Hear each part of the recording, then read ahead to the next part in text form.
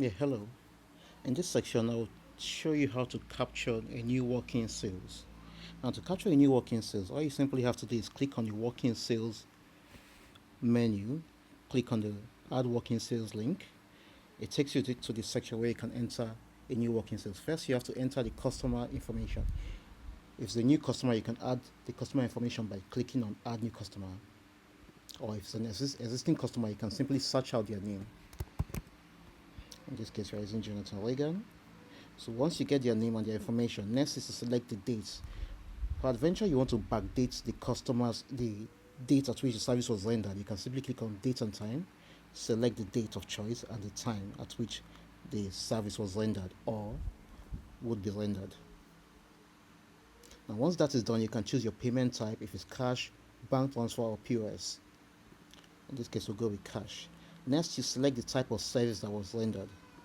So in this case, we choose the first top step waste, and you can add the service multiple times just in case two people are being rendered the same service. Click on add, then select the service again and click on add. Now after adding, you can choose to assign to a staff. Now if you leave it empty, it just leaves assigns to a random staff, or you can edit it in future. Select okay. Now let's choose this. Okay, so you can see that the total amount here is 120,000, which is default, right? But the customer might choose to pay in installment. In that case, you can just capture the amount that was paid. Let's assume the customer pays 60,000. Right. Then go ahead and click on Save Sales.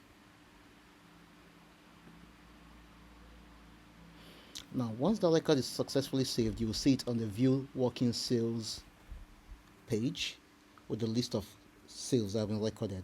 So, in order to update the customer's information, let's say customer comes back and make payment later, you can just click on the line entry and edit it.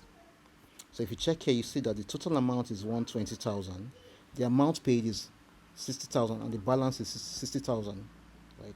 So what you have to do here is add the final amount that is paid by the customer. It could be multiple installments. Select the payment type. You can leave the reference blank since it uses the same reference. Then add payments, and finally mark as complete if the payment is complete, because by then you can already see that the amount paid is 120,000 and total amount is 120,000 and balance is 0, so you can mark this as complete. And once you mark it as complete, it closes the transaction for that particular customer. Just click on close. So that's how you can add working sales for a service rendered.